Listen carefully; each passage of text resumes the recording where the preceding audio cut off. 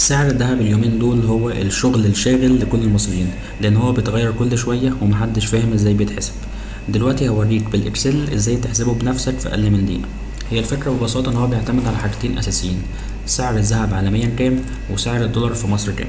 طيب النهاردة بتاريخ 25/3/2026 سعر الذهب عالميا 4557، وسعر الدولار الرسمي في البنك 52.66 قرش، مع العلم ان التجار بيحسبوه بأعلى من سعره اللي في البنك، بس هو ده السعر الرسمي.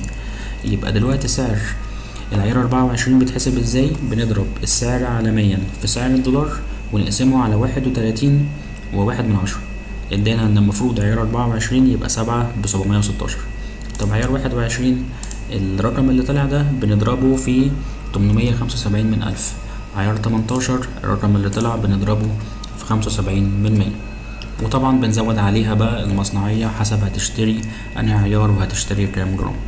بس كده، لو عجبك الفيديو ما تنساش تعمل لايك ومتابعة وتستنى الفيديوهات الجديدة.